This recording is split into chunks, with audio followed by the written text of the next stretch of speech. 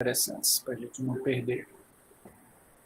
Bem, esse texto é a publicação de Kardec, né? Ele faz uma referência ao texto do Abade, na Revista Espírita de 59, né? Segundo ano de Revista Espírita.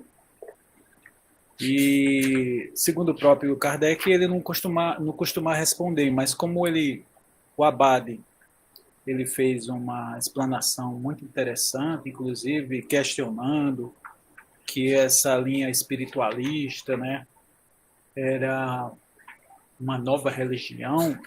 Aí Kardec resolveu responder, né, até porque também o texto é muito bonito do Abade, responder às colocações que foram feitas, e pela experiência de Kardec com o sonambulismo e com a mediunidade, ele poderia pontuar algumas questões que foram apresentadas pelo Abade, mas Kardec, de forma bem diplomática, digamos assim, ele corrige, né, o Abade, porque ele faz algumas colocações de uma pessoa que não tem conhecimento do espiritismo.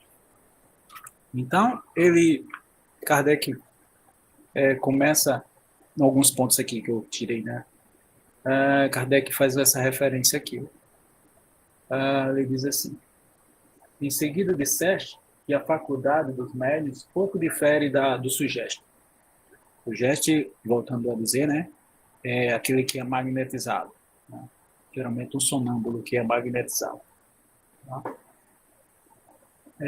De um sugeste na mão de um magnetizador. De outra maneira, dito sonâmbulo. Então, como ele estava fazendo referência a algumas questões de lucidez sonambúlica, então Kardec fez essa consideração. Mas admitamos até que haja perfeita identidade. Qual é a identidade que ele está se referindo? Ele está se referindo em relação aos médiuns e os sonâmbulos. Mas na frente Kardec vai fazer a distinção dos dois. Na hora que vocês quiserem, podem pontuar também, tá, pessoal? Por favor. Boa noite, dona Irani. Bem-vinda. Qual poderia ser a causa dessa admirável clarividência sonambúlica? Que não encontra obstáculo nem na matéria, nem na distância, e que se exerce ser um concurso dos órgãos da visão. Não seria a mais patente demonstração da existência da individualidade da alma, pivô da religião? Então, Kardec faz essa reflexão, não é? Porque se o sonâmbulo consegue ver, ele consegue, inclusive, ver dentro do corpo de uma pessoa, né? Quando é com relação aos tratamentos. Conseguem ver à distância pessoas que estão ao longe, identificar essas pessoas, falar sobre elas à distância. Então, isso aí é uma prova patente de que é uma consideração que todas as religiões deveriam fazer, como uma prova da imortalidade da alma, não só isso, mas também que a alma não está circunscrita ao corpo, né? Nós não somos esse corpo, a gente é muito mais. Então, essas experiências com sonâmbulos provam isso, né? Kardec, em outro momento, cita também que o sonambulismo foi a primeira prova do isolamento da alma, justamente dando apoio a essas considerações que Kardec está fazendo para explicar ao Abade. Alguém levantou a mão ou foi impressão minha? Posso continuar?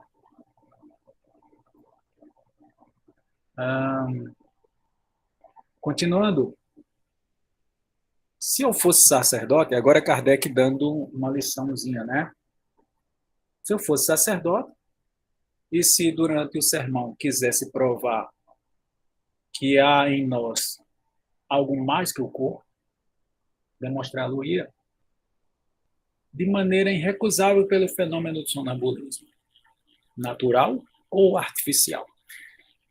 Lembrando que existe o sonambulismo natural e o sonambulismo artificial, que alguns de vocês provavelmente lembram, né? No segundo livro de Kardec, né? instruções práticas sobre as manifestações espíritas, ele explica o que é o sonambulismo natural, o sonambulismo magnético. Sonambulismo natural, aquelas pessoas, né, que no meio da noite levantam,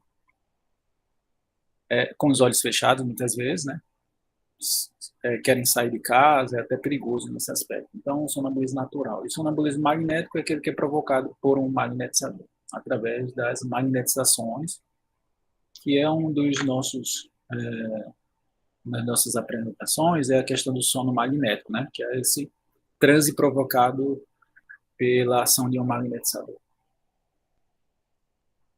Neles encontraria uma prova a mais a favor da minha tese, e dela faria uma nova arma contra o ateísmo e o materialismo.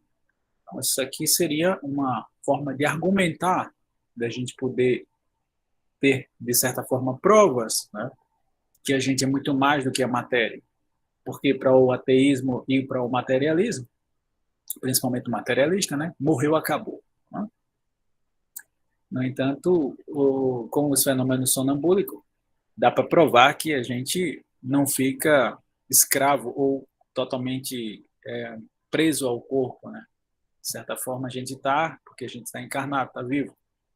Mas mesmo a gente vivo, encarnado, no estado alterado de consciência, no transe provocado, de diversas formas, a gente pode, entre aspas, sair do corpo, viajar, ir para outra localidade, verificar outras coisas, ser um concurso dos órgãos, né, que seria a visão, enfim. Quanto maiores, bem-vindo, Francisco, quanto maiores e mais maravilhosas, mais elas atestam o poder da sua bondade, tá? Porque todas as faculdades são obras de Deus. Isso é bonito, né, Kardec falando. Então, essas faculdades, seja, aí ele diz todas essas faculdades, porque ele está se referindo ao sonambulismo, mas também, como o Abade vai falar aqui mais na frente um pouquinho, vocês vão ver, ele também vai se referir aos médiuns. Inclusive, o Abade faz, no texto dele, ele dá a entender, né, que é típico da pessoa que quer atacar ou quer desmontar ou quer argumentar determinadas coisas sem um estudo profundo. Ele questiona, né, sobre o médium ser, na verdade, um sonâmbulo nas mãos do seu magnetizador, coisa que Kardec vai desmontar mais na frente, vocês podem ver. Para mim, que durante 35 anos fiz o estudo especial do sonambulismo, que nele vi uma variedade não menos profunda da quantidade e modalidades existentes de médiuns, asseguro, como todos aqueles que não julgam à vista de uma só face do problema, que o médium é dotado de uma faculdade particular, que não se pode confundir com sonambulismo. Olha aí, Kardec deixa bem claro que não dá para confundir sonambulismo e a mediunidade. Tá? O médium é dotado de uma faculdade particular, que não se pode confundir com sonambulismo, e que é a perfeita independência de seus pensamentos, de seu pensamento, é prova, por fatos da maior evidência, por todos aqueles que se colocam nas condições requeridas para observar sem parcialidade. Então, é importante que você observe como Kardec foi esse estudioso, né? Durante 35 anos, fez um estudo especial, tá? Fez um estudo profundo, um estudo atento, que ele tinha segurança de distinguir o que era sonambulismo, o que era mediunidade. Né? Voltando, no sonambulismo é uma faculdade anímica, é uma faculdade de emancipação da alma, é uma faculdade do encarnado, num estado alterado de consciência. Quando ele sai do transe, ele não lembra de absolutamente nada. Esse é caracteriza o sonambulismo. Mas não é mediunidade. Por que não é mediunidade? Porque o espírito que está se comunicando é do próprio encarnado numa situação especial, numa situação de emancipação da alma. Mas, Wagner, isso é desdobramento? Podia se chamar de desdobramento, mas eu gosto de distinguir. Desdobramento, geralmente, o sensitivo vai lembrar. No sonâmbulo, ele não lembra de nada. Por que no sonâmbulo ele não lembra de nada? Porque há uma, digamos assim, é, ele consegue se desligar mais fortemente do corpo. O transe é mais profundo. Com isso, ele não lembra. Assim como muitas vezes, quando a gente está no estado de sonambulismo natural, quando a gente desperta ou a pessoa desperta no outro dia, ela também não vai lembrar de nada. Esse é o sonambulismo natural. O sonambulismo magnético provocado por um magnetizador ou por um hipnotizador, tá? Ele também não vai lembrar, ok? Só que ele foi provocado pelo fluido magnético, se foi magnetizado, provocado pelo transe gerado pela hipnose, a sugestão verbal, se for o caso. Ou, dependendo da situação, pessoas que entram nesse estado por outras situações, como algumas substâncias, como a ayahuasca, ou algumas drogas que os médicos passam e as pessoas, por exemplo, numa cirurgia, acaba entrando nesse estado especial, né, de consciência. É possível de acontecer também. Tá? Alguém quer fazer algum apontamento, alguma questão, alguma contribuição? Podemos continuar? Então, continuando, abstração feita das comunicações escritas, qual o sonâmbulo que jamais fez brotar um pensamento de um corpo inerte, que produziu aparições visíveis e até mesmo tangíveis, e Kardec questionando do sonâmbulo em relação ao médium, tá? Que pode manter um corpo pesado no espaço sem o ponto de apoio, terá sido por efeito sonambúlico que um médium desenhou há 15 dias em minha casa, na presença de 20 testemunhas, o retrato de uma pessoa jovem falecida há 12 meses e que ela não havia jamais conhecido, retrato reconhecido pelo pai, que se achava presente na sessão? Então, aí Kardec está se referindo à mediunidade, tá? Não ao sonambulismo, para justamente diferenciar, para que o abade aprendesse, ele estava ensinando aqui para o abade. Inclusive, depois ele vai dizer assim, eu não quero fazer, né, não quero dar um curso de espiritismo aqui para você, né, ele até diz depois. Mas, de certa forma, ele está fazendo isso sim. Ele está demonstrando de forma pedagógica, né, de forma muito lógica também, né, na nossa fé raciocinada, pelo menos nós espíritas deveríamos fazer sempre utilizar esse recurso, que é distinguir o que é mediunidade e o que é sonambulismo. O que é emancipação da alma, né, a faculdade de emancipação da alma, ou seja, do encarnado, e o que é uma faculdade mediúnica, ou seja, há uma interferência, um intermediário entre um desencarnado, né, e o médium. Então, ele está trazendo uma mensagem que não é dele, né, é de outra pessoa, um espírito desencarnado. É bom a gente distinguir isso, né? E o sonâmbulo? O sonâmbulo traz a mensagem dele mesmo, no estado alterado de consciência, emancipado, né? Por isso que Kardec, no Livro dos Espíritos, fala de sonambulismo, fala da faculdade de emancipação da alma. No Livro dos Médiuns, ele fala sobre os médiuns, apesar de que existe um sonâmbulo, um caso especial de médium sonâmbulo, que Kardec deixa bem claro lá. Mas é um caso especial, porque o sonâmbulo consegue ver, algumas vezes, consegue ver os espíritos, porque está emancipado. E se ele receber uma mensagem do espírito lá, né, na erraticidade, e passar essa mensagem para o pessoal que está presente na reunião, ele aí trata-se de um médium sonâmbulo, tá? Porque está sendo intermediário dos espíritos. É bom a gente distinguir, ok? Médium e sonâmbulo. Será por efeito sonambúlico que uma mesa responde com precisão as perguntas propostas, inclusive perguntas mentais? Certamente. Se admitirmos que o médium esteja num estado magnético, ou seja, foi magnetizado, parece difícil acreditar que a mesa seja sonâmbula. Kardec ele chega ao ponto de ser engraçado, né? Porque realmente seria magnetizar uma mesa, isso, para a mesa entrar no estado de sonambulismo, né? Isso é uma brincadeira. Kardec foi brincalhão aqui nessa colocação, eu acho. Então, para que o abade pudesse entender o processo mediúnico e o processo sonambúlico, né? Que ele estava fazendo, misturando tudo, porque ele queria justificar os fenômenos de comunicação dos espíritos com fenômenos magnéticos. Que sim, existe essa relação, mas não na questão do sonambulismo, né? Sonambulismo, que ele fez a distinção aqui, nesse texto. Dizer que o médium não fala com clareza senão das coisas que conhece, o Abate falou sobre isso. Aí Kardec pontua. Como explicar o seguinte?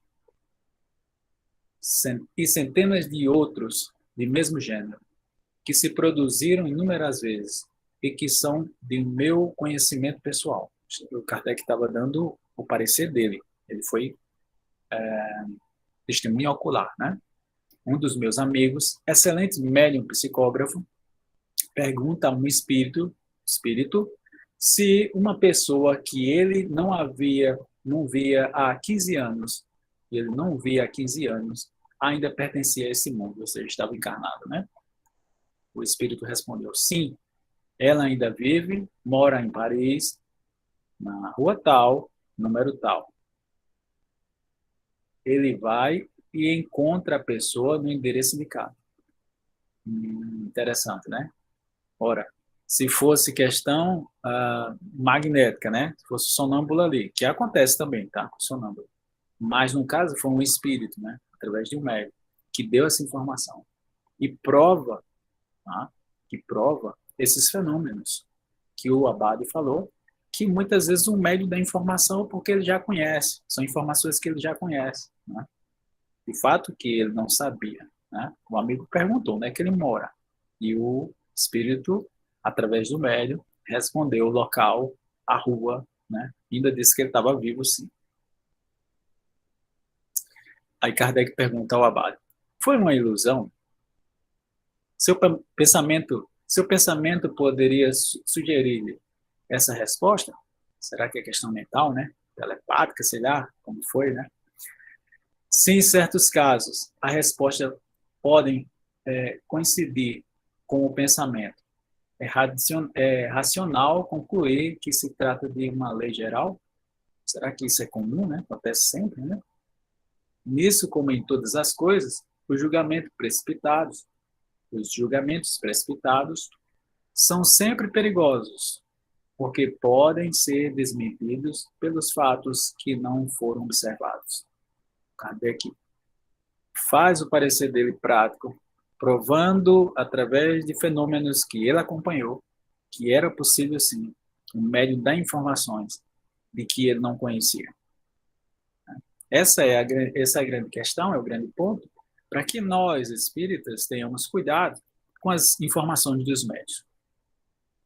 Será que essa informação ela realmente é verdadeira? Aqui não vai uma crítica ao médium em si, tá? Porque o médium pode receber uma mensagem de um espírito qualquer, e esse espírito é um espírito mentiroso. Tá? O médium pode ser uma pessoa justa, uma pessoa que faz caridade, que é um ponto no nosso meio que a gente sempre levanta, né? Ah, fulano de tal é caridoso, então todas as mensagens que ele receber é de espírito superior. Será? É importante, né, a gente observar esses pontos, observar o teor moral daquela mensagem e apurar para ver se essa mensagem é verdadeira ou não. Eu estava em Natal e a gente fazia uma sessão na casa de uma amiga nossa, né, uma sessão familiar, né? Eles são católicos, mas são simpatizantes do espiritismo, frequentes, sempre e tudo. E lá tivemos várias situações belíssimas, né? Inclusive comunicação da própria irmã, que havia falecido de câncer há 3 anos. E eu recebi a mensagem, né, da minha esposa, que faleceu. E como é que eu sei que era ela? Porque no momento que a comunicação aconteceu, ela falou uma coisa que só eu sabia. Ninguém sabia, nem a médium, nem eu tinha comentado com ninguém. Só uma pessoa que sabia, que não tem nada a ver, né, que era um amigo de trabalho que tinha ido comigo lá no local, que foi o seguinte. Esse meu amigo havia visitado lá um cemitério, né? E por coincidência foi o cemitério onde enterraram o corpo da minha esposa. E eu caí na besteira de procurar a cruz, porque era um túmulo simples, e tinha, porque a família sempre utiliza aquela, então tinha várias, né? Aquela cruz bem simples, inclusive algumas quebradas, e eu fui inventar de procurar a cruz dela. E ela questionou isso, né? Como é que eu, espírita, estava procurando uma coisa que ela não estava mais ali, né? Inclusive, eu até pensei assim, não, vou mandar fazer uma cruz nova e tal, né? E ela sabia. Ninguém, minha médium sabia, ninguém sabia. Então, isso prova, tá, que foi realmente ela, né? Ninguém sabia. Um amigo que sabia que tinha ido comigo lá para visitar o túmulo do tio dele, né? Um amigo de trabalho, não estava lá e nem conhece o pessoal que eu faço sessão, né? Nem espírita ele é, né? Ele é protestante. Enfim, essas questões mediúnicas é muito interessante, é muito legal quando Kardec apresenta isso como uma forma da gente identificar e ter atenção com relação aos fenômenos, seja sonambúlicos, sejam mediúnicos, né?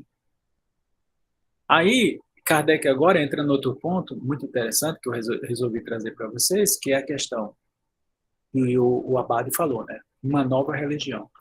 Por quê? Uma nova religião em Paris. Por quê? Porque, como é um abade católico, então ele se sentiu ameaçado por esses conhecimentos, que ele chamou espiritualistas, né? Como Kardec respondeu na revista Espírita, então Kardec estava dando o parecer dele espírita, né? E vejamos as colocações muito pertinentes de Kardec, que foi em 1859, mas serve muito bem para os dias de hoje. Vocês provavelmente vão concordar comigo, né? Vejamos as considerações de Allan Kardec. Bem-vinda. Vejamos as considerações de Allan Kardec, né? Esther, bem-vinda, Esther. Chegou agora, não tem problema não. Estava falando sobre a questão do Abade que confundia, ou queria, pelo menos, apresentar que o sonambulismo e, no caso, os sonâmbulos e os médiuns eram a mesma coisa, que, na verdade, essas faculdades mediúnicas não passavam de faculdades que eles já conheciam através dos médiuns, sendo magnetizado pelos magnetizadores, e Kardec faz uma distinção aí. Tá? Aí você chegou agora no outro ponto que a gente vai entrar agora, que é a questão, será o espiritismo uma religião? Então, Kardec vai responder isso aí. Inclusive, eu tenho a impressão que foi essa mesma consideração que Allan Kardec coloca no que é o espiritismo. Tá? Que ele também faz essa consideração. Vejamos, né? Pessoal, alguma colocação, alguma dúvida, algum questionamento? Fiquem à vontade aí para falar. Estou falando sozinho aqui, me sentindo sozinho. Só eu e Hector aqui, né? Hector chega a estar desconfiado aí. Mas eu queria que vocês participassem também, dessem, fazer a colocação de vocês, enfim, interagir comigo, né? Não me deixe só não, né? É horrível, né? Essa sensação de estar falando sozinho. Não, eu sei que eu não estou só, mas é tão não, a só... sensação de estar falando sozinho, porque ninguém fala nada. Eu passei muito tempo, sabe, Regiane, dando aula para 50 alunos, então era maravilhoso, né? Eu interagia, Todo mundo quer falar uma coisa. olhava no olho deles, eu buscava lá, eu me movimentava na sala de aula. E ser professor de turma da noite, mais ainda, né? Porque não é fácil para aluno, passa o dia trabalhando e ainda tem que assistir aula à noite. Eu estou assistindo aula e trabalhando, viu? Só mulher que faz isso. Né? Tentando trabalhar, se o computador deixar. Pois é. Só mulher que faz isso, homem não... Mas eu estou prestando atenção a tudo aí. Beleza. Alguma questão, algum questionamento, algum ponto que você queria colocar? Não, você está explicando tão bem. Então vamos falar um pouquinho, Regiane, sobre essa questão da religião, né? Que é um ponto muito comum nos nossos dias. O espiritismo, melhor observado, desde que se vulgarizou, vem lançar a luz sobre uma multidão de problemas até aqui insolúveis ou mal resolvidos. Só. Seu verdadeiro caráter é, pois... Jane, desliga teu Oi? áudio, tá dando microfone. Eu desliguei o áudio aí que estava dando problema. Vou ler de novo, tá, pessoal? Então, o Espiritismo, melhor observado, desde que se vulgarizou, vem lançar luz sobre uma multidão de problemas até aqui insolúveis ou mal resolvidos. Seu verdadeiro caráter, pois, de uma ciência e não de uma religião. E a prova disso é que conta entre os seus aderentes homens de todas as crenças e que nem por isso renunciaram às suas convicções. Temos católicos fervorosos que praticam todos os deveres do seu culto, protestantes de todas as seitas, israelitas, muçulmanos e até budistas e brahmanistas. Olha aí, rapaz, quer dizer que você pode ser um católico espírita, né? Um protestante, um evangélico espírita. Pode ser um bandista espírita sem problema. Por quê?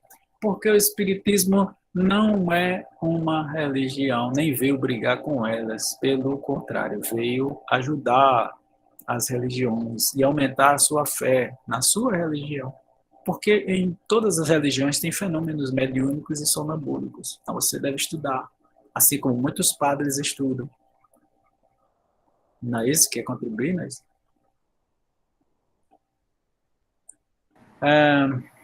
Então, tinha caído a minha internet, tinha caído.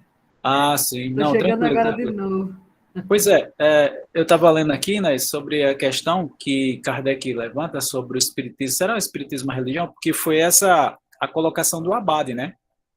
Porque o Abade queria falar para o seu rebanho. Então, ele botou essas religiões espiritualistas, como seita, inclusive, no final. Mas Kardec deixou o Abade bem à vontade, sabe? Ele disse, não, rapaz, não se preocupe não, que a gente não vai concorrer com vocês não, né? E aí ele diz assim, o espiritismo, melhor observar, desde sua vulgarização, deixa eu voltar. O espiritismo, melhor observado, desde que se vulgarizou, vem lançar luz sobre uma multidão de problemas até aqui insolúveis ou mal resolvidos.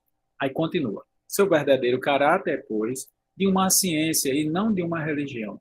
E que a prova disso é que conta entre seus aderentes homens de todas as crenças e que nem por isso renunciaram às suas convicções. Católicos fervorosos que praticam todos os deveres do seu culto, protestantes de todas as seitas, israelitas, muçulmanos, até budistas e brahmanistas. Há de tudo, exceto materialistas e ateus, porque essa ideia são incompatíveis com a observação espírita, com as observações espíritas. É certo, né? Que o materialista, que morreu, acabou tudo, né? Não vai ter sentido para ele, né? O espiritismo, pois, repousa sobre princípios gerais, independentes de todas as questões dogmáticas. Então, Kardec deixa isso bem claro, a gente não vai entrar na questão dogmática. E aí, Inês, eu vejo muito no movimento espírita hoje, a gente perdendo tempo, sabe? Questionando, falando sobre qual era a cor da barba de Jesus, se Paulo era careca ou não. A gente fica, sabe, entrando numa celeuma religiosa e dogmática que não nos cabe. Sabe? O espiritismo tem mais o que fazer, gente, né? Então, essa questão religiosa, dogmática, a gente deve deixar para as religiões, cada um siga a sua religião, ok? É verdade que tem consequências morais, como todas as ciências filosóficas. Então, Kardec ressalta a consequência moral, por quê? Porque todas as religiões têm esse caráter também, não é? Moralizante. Tá? Mas Kardec apresenta aqui a questão moral como de ordem filosófica. Então, a gente tem o espiritismo como uma ciência, não a ciência que a gente conhece, né? Uma ciência, essa ciência que não leva em consideração o espírito. Ela é uma filosofia, porque a gente deve filosofar muito, é uma ciência que chama a nossa atenção, precisamos filosofar, infelizmente isso raramente acontece, né? A gente está perguntando e questionando, e que de certo a filosofia faz isso, e como essa questão científica e filosófica, ela vai desaguar, né, na questão moral, ou seja, as consequências morais.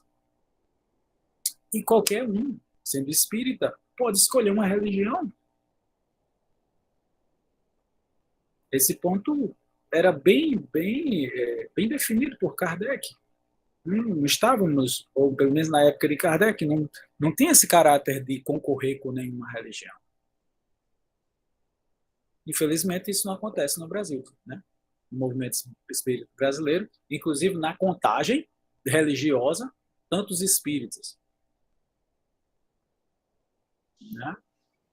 A gente sabe que existem pessoas que são espíritas ou que são evangélicas e que fazem estudos teológicos e estudos de outras religiões, né? Sim. Para conhecer, porque só dá para se falar se algo é religião ou não, se conhecer. Exato. Então, do princípio de que a doutrina espírita, o espiritismo, foi codificado um evangelho segundo o espiritismo, que fala dos ensinamentos de Jesus, nos orientando de como nós devemos agir e dando uma explicação rasa, melhor dizendo, não vou dizer rasa, vou dizer profunda, rasa no entendimento, né? Mas profunda no contexto, no conteúdo, para que a gente aprenda a ser gente.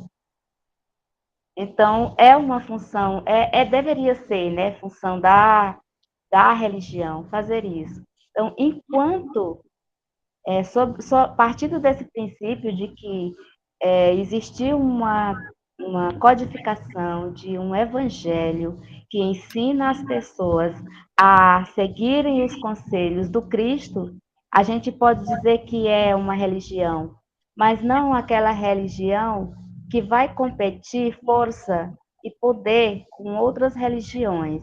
Primeiro porque o espiritismo ele não tem o poder da igreja qual é? É o dinheiro. O espiritismo não tem essa visão de trabalhar visando lucratividade, né? Visando o enriquecimento. O espiritismo nem sequer cobra dízimo. Os contribuintes contribuem se eles quiserem, quando eles podem. Então, eu acho assim,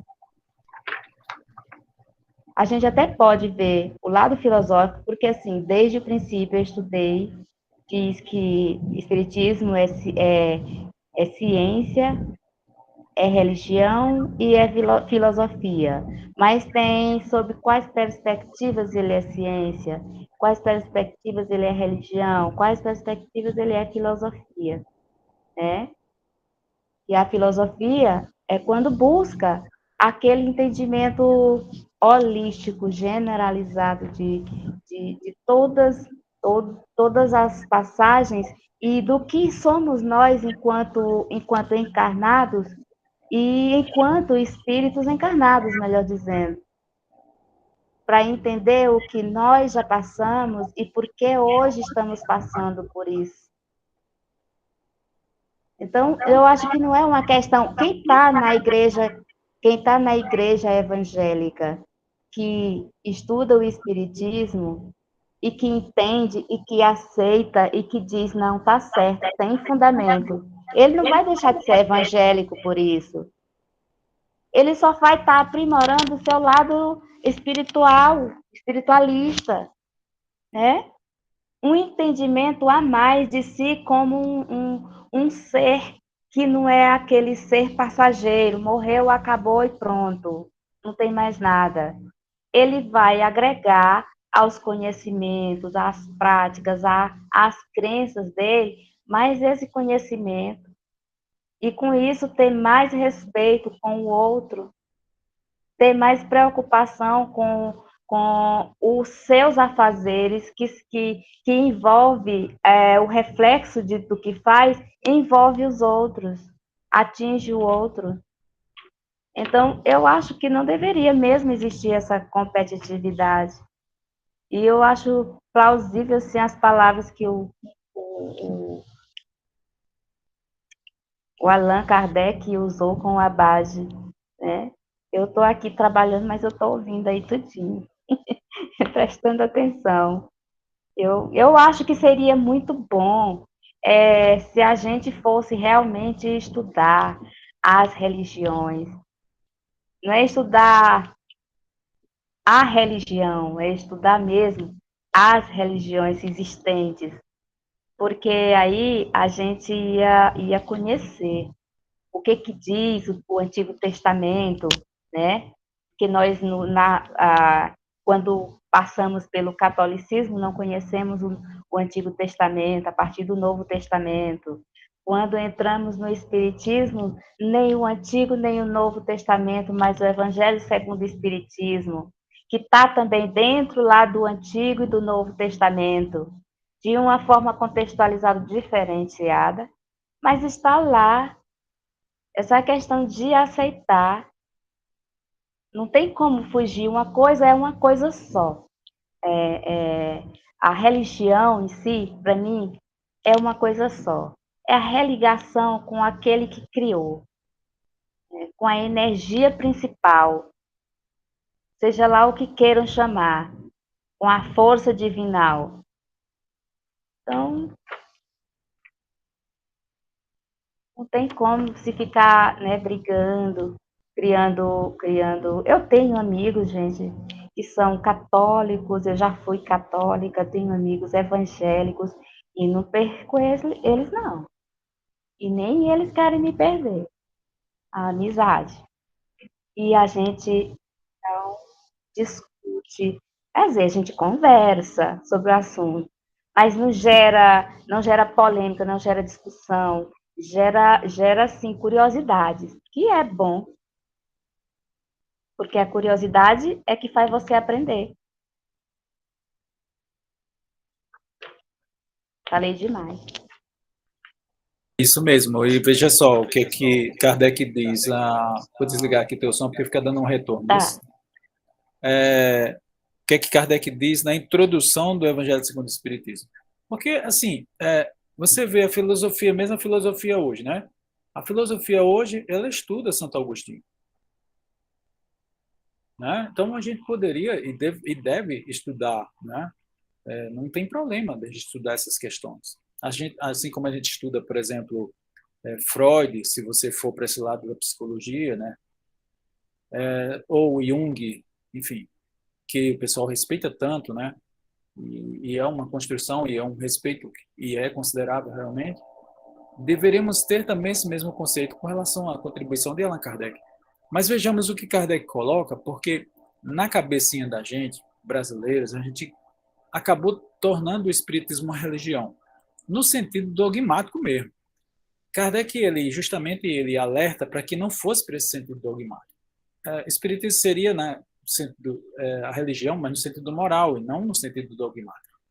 Vejamos o que Kardec diz aqui na introdução. O objetivo desta obra. Que obra é? Evangelho segundo o Espiritismo. Kardec diz: pode-se dividir-se a matéria contida nos evangelhos em 5 partes. Aí Kardec começa, ele está ensinando para a gente, tá? Aí ele diz assim: os atos comuns da vida do Cristo, os milagres, as profecias, as palavras que serviram para estabelecimento dos dogmas da igreja e o ensino moral. Então ele fez essa divisão, tá? Se os 4 primeiras partes foram objeto de controvérsias, que as religiões brigam muito com relação a isso, né? A última manteve inatacável. Então, a questão moral é isso que Kardec focou. Tá? Ele continua: diante desse código divino, a própria incredulidade se inclina. É o terreno onde todos os cultos podem se reencontrar. a bandeira sobre a qual todos os podem se abrigar, quaisquer que sejam sua crença, porque jamais foi objeto de disputas religiosas. Sempre e por toda parte levaram pela questão de dogma. Aliás, discutindo-as, as seitas encontrariam aí sua própria condenação, porque a maioria está mais interessada na parte mística do que na parte moral, que exige a reforma de si mesma.